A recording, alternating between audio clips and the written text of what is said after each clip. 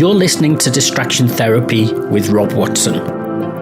Conversations about how we find meaning in our lives and what it's like to be part of a meta-modern world.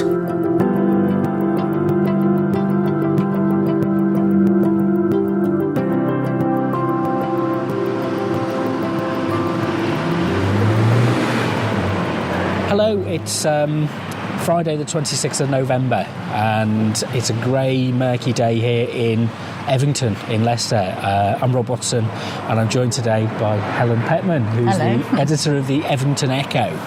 And Helen's going to show us around and we're going to talk about the Echo and Friends of Evington and what you do and how you got into it. Yes. Yeah? Yeah. Okay. Which direction are we going to go in first? We'll look at this notice for a minute because you notice that we've had some input into designing our notice boards with the council. That says evingtonecho.co.uk. Yes, and we had some input into what pictures and what we wanted on this design. So, I mean, that was one of the pictures we supplied, for example. So, now... so having got a community newspaper, it does do some good. So tell us, how did the Echo start? And how did you get involved? It started 40 years ago when a community tutor and a librarian decided it would be nice for the Evington to have a community newspaper, which is what they called it then. It's more a magazine, really. And so they put some notices around a few houses and called a meeting. Oh, hello, Howard. How are you doing? Yeah, thank you, fine. Somebody called you available? Yes. For a riot. Pardon? For chaos. Oh, yes, it should be good, yes. Yes. Your dog looks very tame and nice now. She's having lessons and she's actually picking up some of...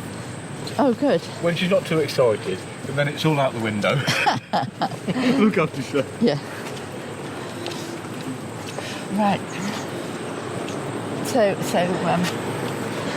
it was a newspaper stroke magazine? Yes, it's a newspaper stroke magazine. They called a meeting, and at the meeting they found that the tutor and the librarian weren't there, so they were about to say, bye-bye, we can't do this, nobody knows anything about doing any newspapers or anything. And then a lady called Betty Best said, hold on a minute, maybe we can do something. And it was remarkable that they came up with the first issue, which came out in June 1981, and they'd actually said that the purpose of the magazine, right there on the first edition, that has actually gone on for 40 years. And they're amazed themselves, these old people. There's still Angela, who was the secretary right at the beginning and did a lot of work, and she's absolutely amazed that it's continued so long. And what was that purpose? The purpose was threefold: local news, local opinions, clubs and societies, and profiles of people to show what great things they're doing. So it's kind of a notice board, but also pre-Facebook discussion forum. Yes. So, I mean, I suppose that's kind of where things have changed really now. A lot of people use social media. So why is a magazine and newspaper still important? Because there's still a lot of... this area's got the most elderly people of anywhere in Leicester. And they're not used to using social media. So they actually rely on a magazine coming through. And now, because social media is so vast, and you can't always find local news in it anyway, it still serves a purpose. It went through a stage when you thought, well, the internet's going to destroy this, but now I don't think it will.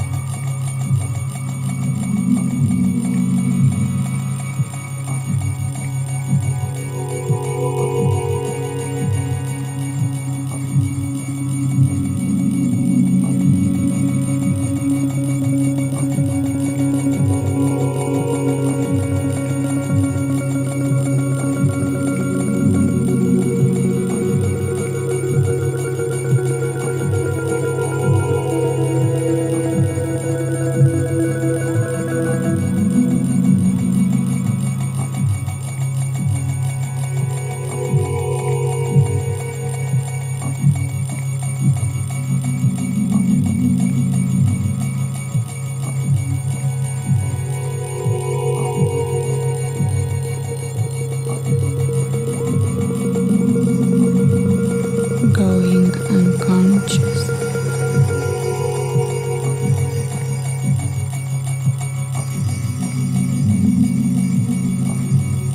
Trembling.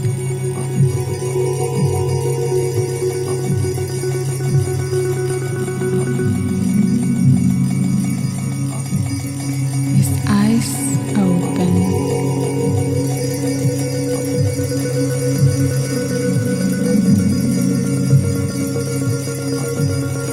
I see you.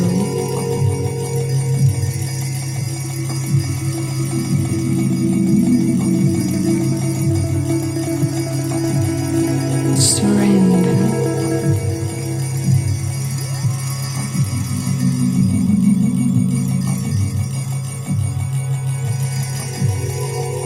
Surrender.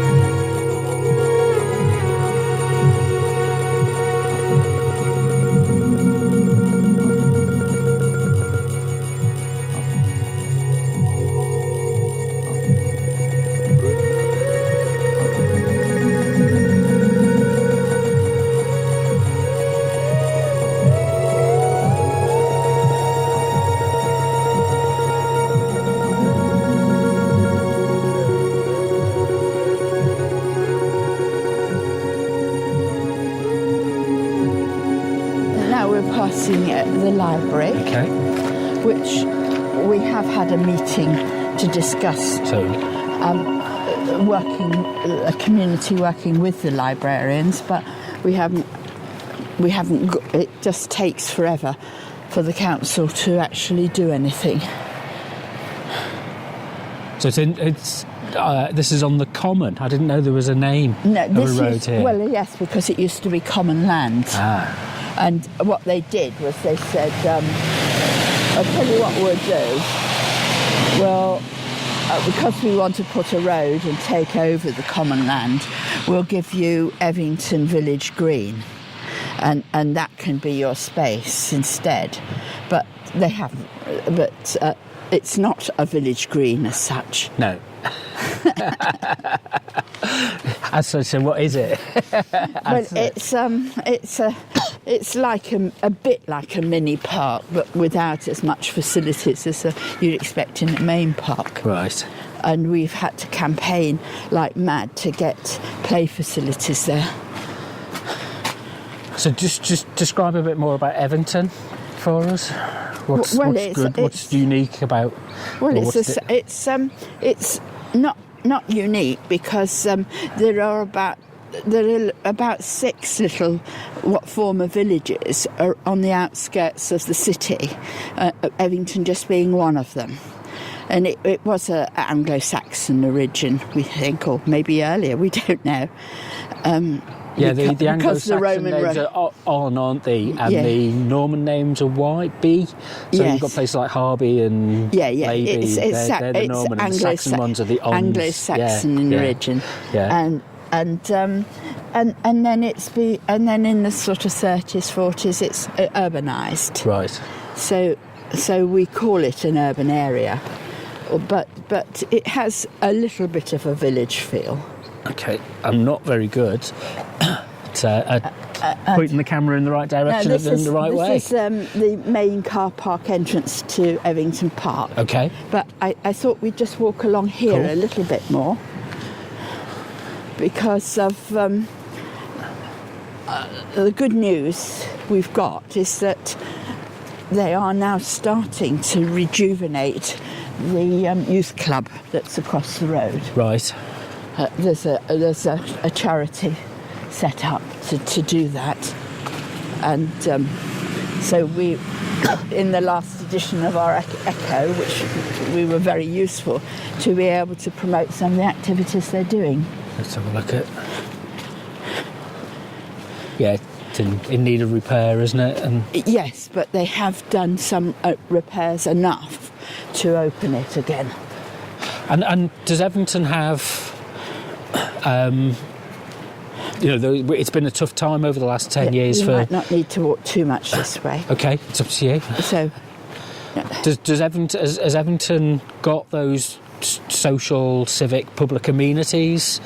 No, we've been campaigning for a long time to have a neighbourhood centre, and we haven't got it here. Right. And it's a disgrace. And so the sense, where does this, your experience of the sense of community for Evington come from? Because we do loads of things as a community. We have lots of groups that meet and have always met, and we've had 2 full pages of groups in the Evington Echo saying what they're doing and where they are.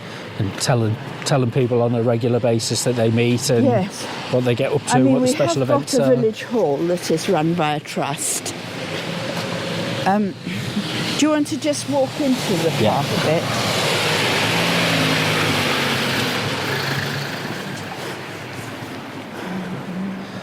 Dodging the taxi drivers. This is what I call Alice in Wonderland territory now. Okay.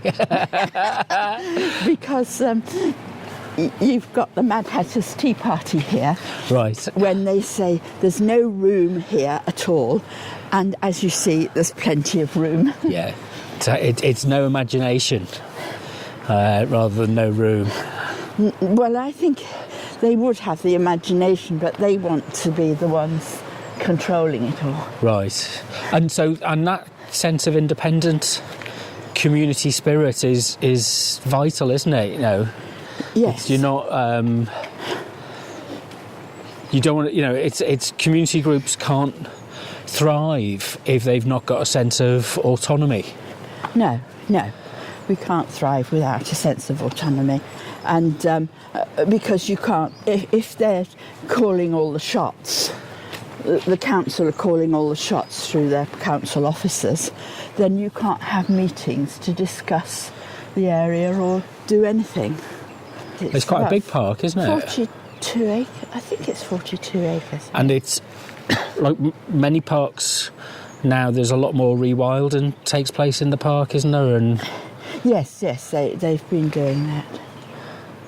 So there's areas where you've got the gardens, Yes, which we'll hopefully yes. have a look at and you can tell us about. And of course we set up, as you know, we set up the Bloom project Yeah, to be able to help in the park.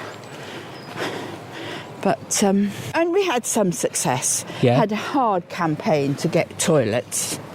And they Right. put all sorts of blocks there, like you got to do a newt survey, and Right. well, was never going to be any newts around there. no. So all that was very frustrating. I mean, how would you describe it? Is it like an ordinary urban park, or is it I a think it's- site of yes. scientific or heritage interest? It's got a lot of interest because it was an estate, Yeah. a private estate, and at one stage it was owned by quite a famous botanist. Right. So there's quite some very nice trees here still. Right. That and I think you'd think of it as a nice park for trees and leisurely walking around, and we're still trying to keep the herbaceous going, but it's not easy. No. They've got they started to move forward better with the bowling green now. Yeah, these things kind of went out of fashion, didn't they? I mean, you know, pubs had bowling greens and they were converted into car parks in the 1980s, and Yes, yeah. all of those social spaces Yeah, kind of yes. people then had to set up special members-only clubs Yeah, so that you could go bowling, and it's kind of gradually now all being reintroduced back into our... yes, so they've managed to go through the doldrums and Yeah. come out again. So in a way, the echo was told, you know... if you I've look gone back- through the doldrums as well. Yeah. But it kind of, I suppose you can look at it and see how our sense of community has changed over those 40 years. Yeah, it's changed, and yet now it gives me goosebumps to think we're actually doing the same thing as actually happened in the first edition. Yeah. So describe that to us. What is it you're doing now that they did then? And Well, we're saying what we're about quite clearly, and we're still saying what's going on in the local area in terms of clubs and societies. We still get letters in, which just come in from various people, No, fairly randomly. spotted a tree. We can have a quick look at the tree, as the remains of a tree which has been turned into a sculpture, which Yes. is good Yes. to look at. Yes, it's done by one of the officers in the... That's quite cool, actually, isn't it? I've never noticed this before. Yeah.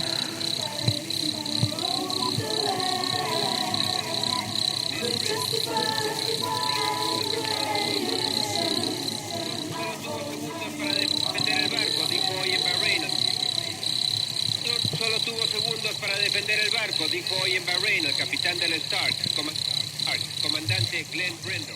Dijo, fue alcanzado no por un...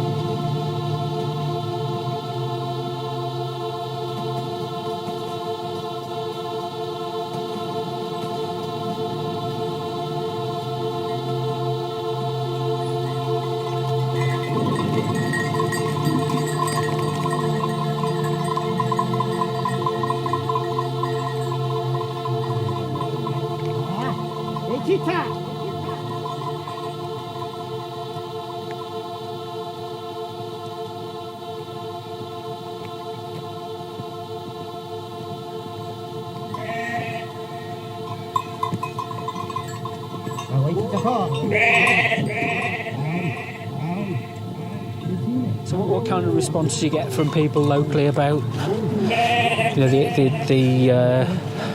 the stories that you run and the articles that you... You mostly they've got so used to it that I don't get an awful lot of response. But I certainly would if we stopped. Yeah. Do you think they take it for granted? Yes, they do a bit. Yes, because it's just gone on for such a long time that it's sort of what we do, but other areas don't do it. So they start to notice that other areas aren't doing it. Yeah. And so if you were looking for somebody to come in and you were training them up to take on your role... this is why we've had to... we were trying to campaign for space in this house here, but we were unsuccessful, and why we're looking now at that Carers Direct building that I showed you. So you've got support... So we're getting support from a local business. From a local business, and also the local pub has said they'd support us too. Because Friends of Evington is a charity. We became a charity in 2012, but it wasn't easy, and sometimes I regret we made that move. Why is that? Because of people feeling the Echo was being taken over, and then people wanting to be the decision makers for the charity that we didn't want, and trying to run it democratically when there's people you don't want there. It's difficult. Because that sense of ownership and accountability is very important for any community organisation, isn't it? Yes. You know, and it's like how... I mean, it's everybody's always prone to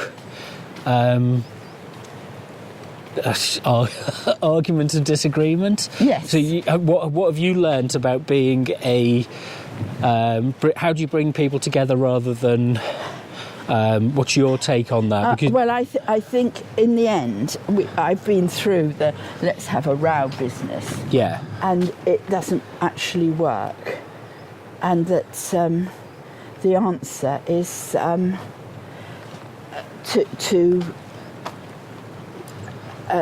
to sideline the people you don't want, really. Right. In a nice way.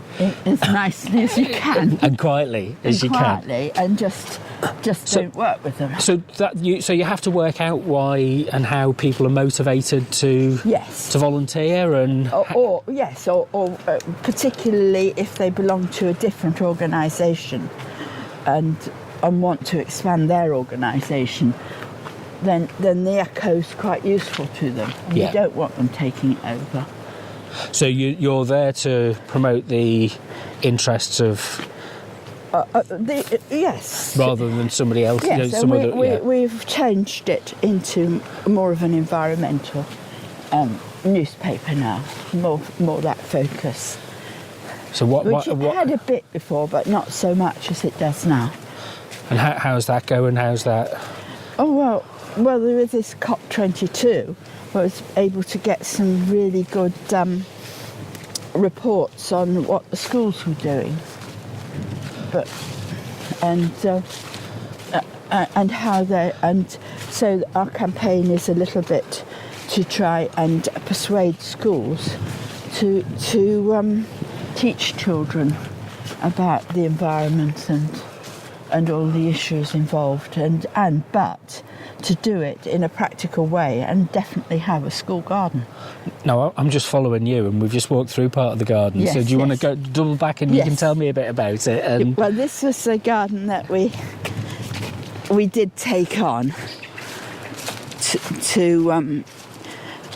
to manage. But the trouble with working with these parks people is they're all horticulturalists, so they don't let you make mistakes, and that's frustrating.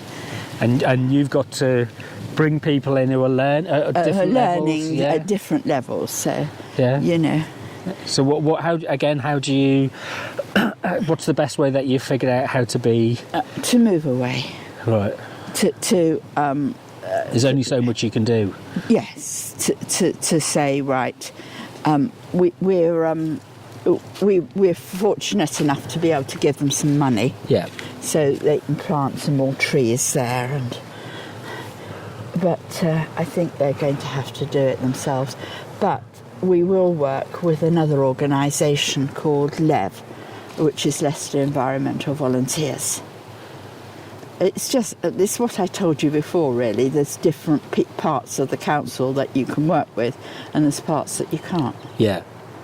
And it's that interaction with people who have a different area of expertise, shall we say, who or maybe see things in a different light because they have different expectations and kind of different set of priorities. So it means, it's natural within human nature. I'm being as diplomatic and generous as I can to everybody. Well, let's walk through this way for a little bit, just to, because when you come here in the summer, this is very different, isn't it? It's interesting to see. Except they've chopped down all the. All of it at the minute, and and they say they're going to replant it, but nothing's happened yet. Nothing yet, no. So. And we didn't.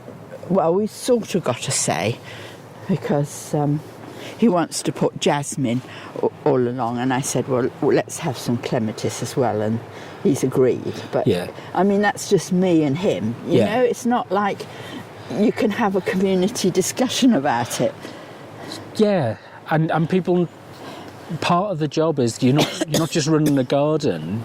It's community. It's bringing people together. Yes. So it can't be autocratic. No, and that's the issues that we've got. Yeah, because we've chatted before about the idea of leadership, and where people how you lead in a community, which is sometimes about letting people get on with it. Yes, and making mistakes and saying, well, would you like to do this bit and how would you like to do it? And it might not then fit in with the rest of the garden. You know? Right, but then could that be seen as being, Helen's empire, autocratic, do it as I want it doing? Yes, that is also the issue.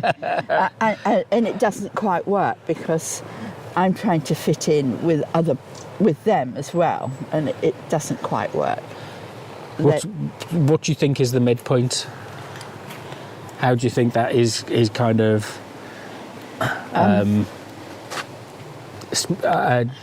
because it's not going to, that problem is never going to go away, is it? That's that kind of problem of community organising. No, what we're it's always going to be with what us. I think we should do is work with the maintenance department of parks and not the development. Right. So you have a different type of conversation with the people that you're working with. About maintenance. Yes. Where to next? Where are we going next? I'm sorry, this is a bit of a whistle-stop tour, but it's... Yes, I think we have to go back and walk around the village green. Yep. And to see the activities on the other side. So one of the other things that you've got the advantage of is you do have a public voice with the Echo and the website and the social media. Yes. And you're starting to develop and think about how you use your social media and your website. We're actually going to change the website quite considerably.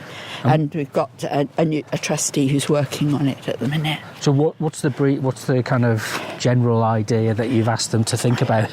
Well, it wasn't my idea. It's Jeff's idea, really. You met Jeff. To keep the Echo website going until we're ready to move everything over. Yeah. And then we move over all our past editions of the Echo, as many as back as we think. Yeah. And and call it Friends of Evington website. Right. That includes the Echo. Yeah, so Right. we're sort of thinking in terms of, well, we've got two major projects, which is the Evington Echo and Evington in Bloom. Yeah. And that would allow you to... it's kind of like get your voice... I mean, it's one of the things I kind of think... I kind of want people to know about what I am and what I stand for before they meet me. Yeah. And so having, people will know and be able to form partnerships and build relationships as an organisation and as a group of individuals because you've communicated clearly with people in advance. Yes. Hopefully, and now we have got a board of trustees that are all keen on the concept. Yeah. Which makes a difference. So and are they happy to be putting themselves forward as the voice of Friends of Evington? And They'll help with that. Because it's you often find.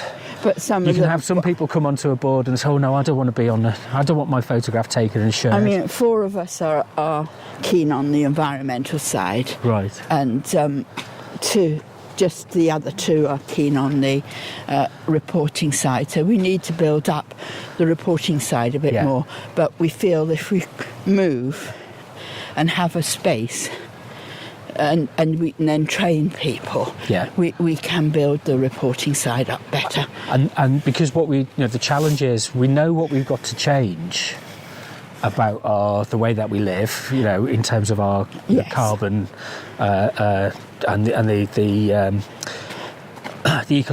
ecological challenges of that. But people often they either don't join the dots up or they're not confident about it. No, and it's how do we find ways to inspire people? Yes, we can't just assume that they're going to do it because they've read an article. It's like we've got to take it that step further and educate people. And we've realised that we'll have to do quite a lot of training and talking to get people all okay about it. But so, do you feel comfortable doing media stuff now? Like this? Sort of, yes. So what have you got in your hand? Show us. Right, I've got. So you've gone out. So we've been meeting across in the summer. We met occasionally for a coffee for some community reporters events we were running. Yes. And you've been inspired to go and get an audio recorder. Yes. And I've set you the challenge to go out and do some recording. Yes. And that will be useful. So what was the penny that dropped that said I've got to get one of these recorders? Because you need somebody in Evington that knows how to do it, so I need to train to be that person, I think. So you need to, and so that I can then disseminate more the information. So you pass your learning on. Yes. And you're not, an expert. No. You're just an ordinary. It's like the Echo started in the beginning. Nobody's an expert, but you build up expertise as you try to do things. And where would you? So, having you explain a few things to me enables me to move on. But you've got that thing of you like to try things out and discover things. So you've never done audio recording before. You're going, this looks like a good idea, and you like to learn. Yes. Other people are maybe a little bit. Well, I don't need to. It's a bit too much for me. It's a bit too complicated. I can't learn how to do that. Yes, but it won't be everybody. Right. But everybody can chat. Yes. So even if they're not, collecting the audio and recording it and editing it and things like that, at least everybody can sit and have a conversation and talk about their experiences. Everything, yes. Yeah. And then that becomes stories for the Echo, doesn't it? Yes. That you can publish, and it's just another way of talking to people. Yes. We've not really talked much about the change of the seasons. Would you say we're in late autumn or early winter now? very late autumn, because I think... Oh, no, it's winter after the 21st of November. Ah, right, okay. So, Yeah. yeah, the heating's been on in my house now for the last couple of evenings. Yes, so it's getting darker every night, isn't it? And I've had a shift of change recently, which is my partner has to now start work at 6 a.m. Or 6:30. You just have to think it's 7:30, really. Well, yeah, so I said, no, I'll get up with you at 5 a.m. Oh, gosh. And I actually really like it.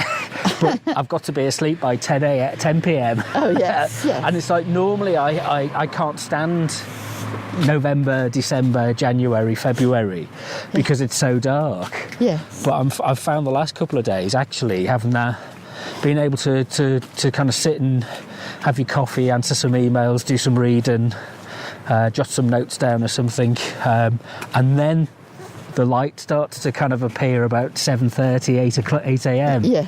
And then I kind of came out this morning to get the bus to come up to Evington. Yeah.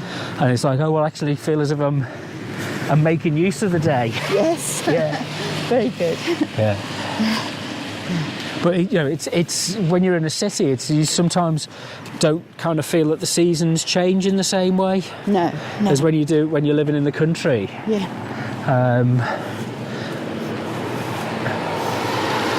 I suppose Evington was, as you say, it was the villages on the outskirts of the town, which have been subsumed by housing estates. Yes, and urbanised, so Yeah. they're all part of the city, really. But it still has a strong identity as a village, doesn't it? I think it does, yes, I think you get that village feel a bit. It's very nice. I mean, we have improved considerably getting a cafe in the village now. That's made a huge difference because it's another place where people can go and meet and talk. And that's just over there. So there's a need for conversations. Yes, definitely. I mean, an old...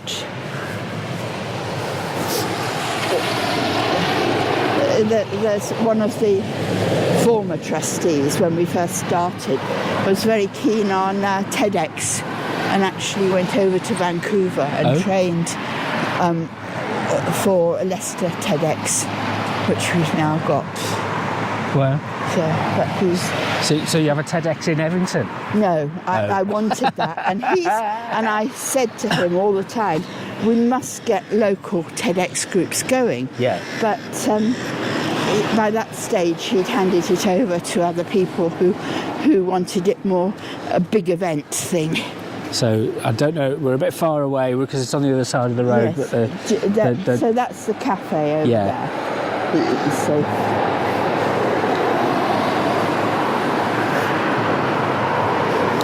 And sadly, this shop can't afford the rents, so they're closing. Yeah, it's like Been there for a long time.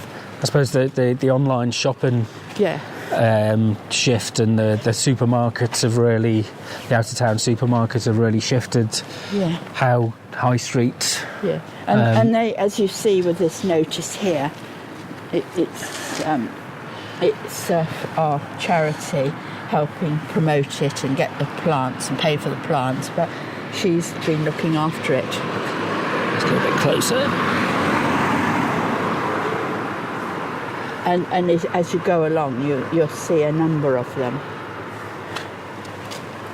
And in front of the cedars, I think we vastly enhanced the look with these containers along the front with perennials. And it's the little things that let people know that the neighbourhood or the village is being looked after and that people do care about it. Yes. Yeah, you can't just, I don't know, drive past and drop your fast food wrappers outside and skid around. They still do.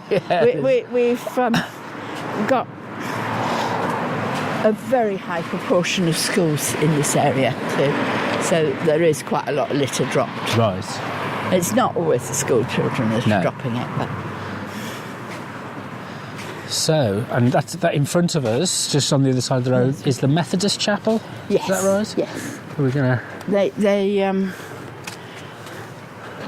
They will be helpful to us, but they like to keep themselves to themselves quite a lot. Yeah.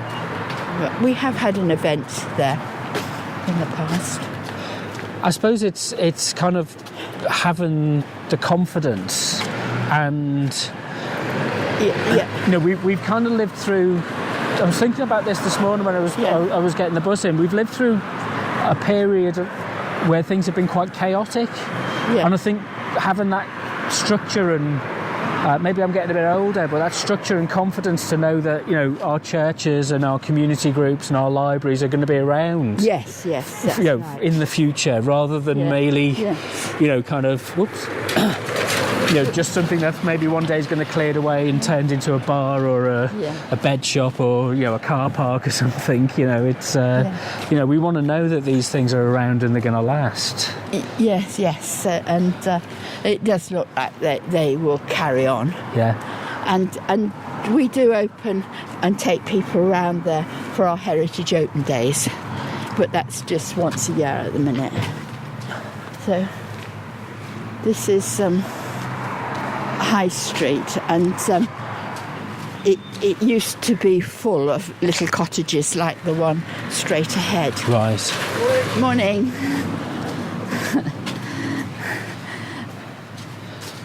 Which is what they call a stockinger cottage, and it used to be where they'd have the weaving looms in their houses, Right. and they come around and work in their own homes.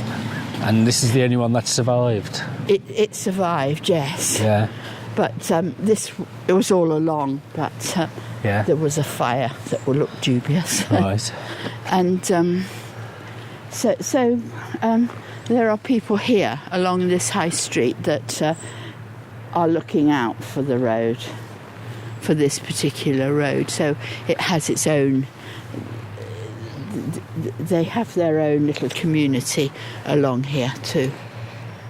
It's sort of, Yeah. A close neighbourhood. yes. Right. Shall we walk back to the? Well, if you go up there to the top, you Yeah. can see the village hall. And then, hello, Carol. Yes, thank you. Fighting a good fight. Yes.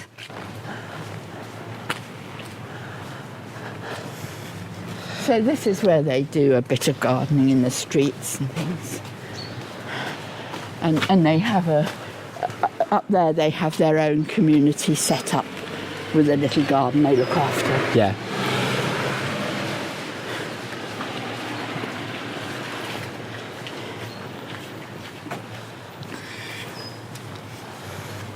So it's sort of like this side, you've got other little groups, other groups working.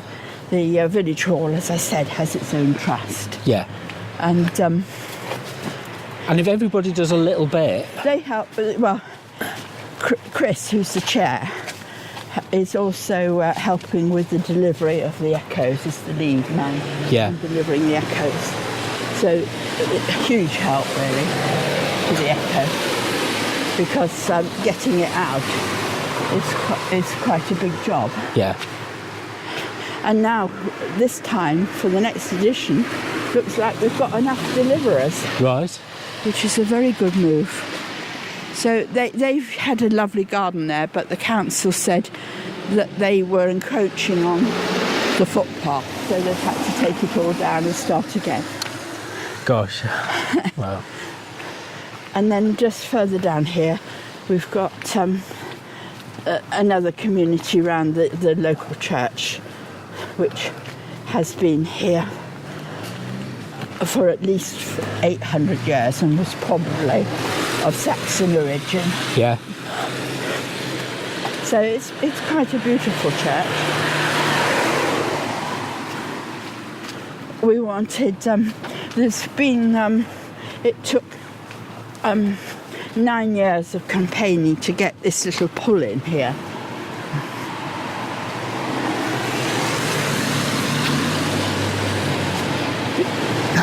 suppose that's the kind of thing that a parish council would look after in a village. Yeah.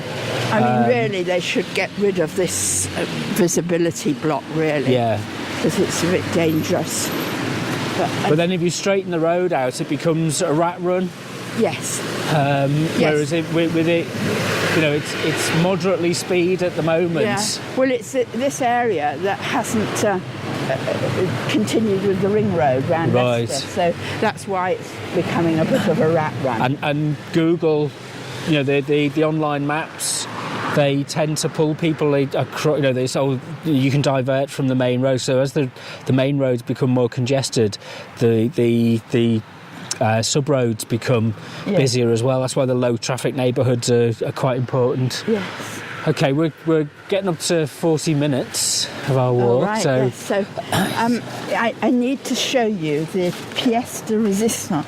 we've saved the best till last. We saved the best till last. Wow. And that is to go and look at a site called Piggy's Hollow. Well, by the name, it sounds brilliant. Yes. Well, the name has come from a Victorian farmer who used to farm here with his pigs, and he used to smear the sides of the moat because it was a medieval moated site. Yeah. And this is probably not totally accurate, but is a reconstruction of what it might have looked like in medieval times.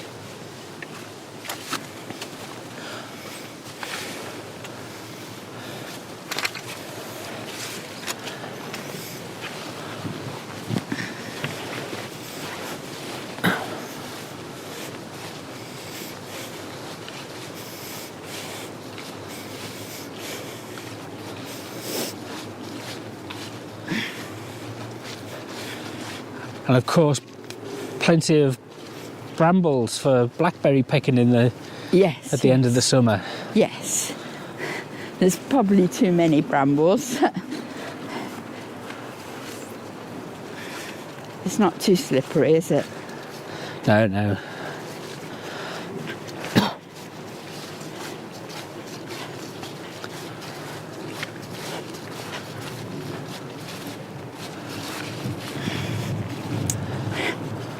And there you can see the moated site. You can see the moat, and it goes all the way round. It's quite a big area. And Chris keeps mown some of the platform, and he's been very sensible. He's one of our members too, and he has worked with the conservation people, and so he doesn't really talk to the parks development. So it's keeping it as lively with variety of flora and fauna. Try and get as much flora and fauna in as possible. But I think there's a bit of joining up to do still here. Yeah. With what we can do with working with Leicester Environmental Volunteers. But because we're all a bit fearful about partnerships at the minute. Yeah, so we need to communicate better so that we're not as fearful. Yes. Right. Yes. So where we took a long time of campaigning to get that notice up, to tell people a bit about what it's about. Let's finish off by having a look on that. We can go back through the churchyard.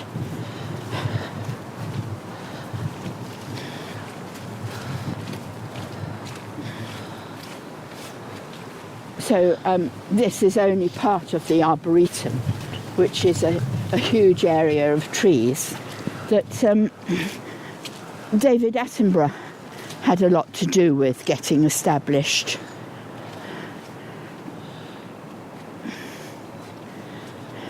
Because, as you know, the Attenboroughs have lived round here in this area, went to the local scout groups, and so he's had quite a big input in getting the Arboretum going, and it's got a huge variety of trees in there. Cool. Right, where can people get in contact with you? What, through...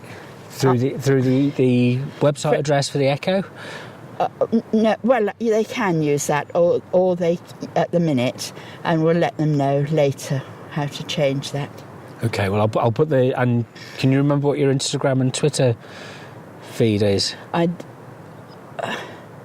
No, I'm not using that very much. I think they just have to email. I'll put the link in the notes for the thing, yes, yeah. But yes. just Google search for Evington Echo Leicester, and anything about the Echo is going to come up, isn't it? Yes, so, yes, do yes. it that way. Okay. Yes. Helen, it's been great. Thank you very much. Thank you. And we'll do it again in the spring.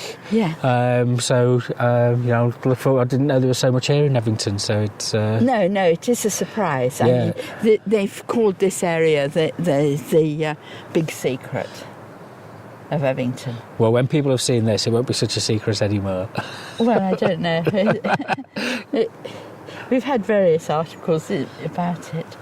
In the end, Chris, who's an archaeologist, really, wants the university to actually do a dig. Yeah. So we actually know where the... we know that there's been buildings here because they come to the stuff comes to the top, but and it is a heritage site here. So he's been working with the heritage people, and the good news is they do trust us more than they trust the kids. Oh, well, that's good to hear. So, right, speak to you soon.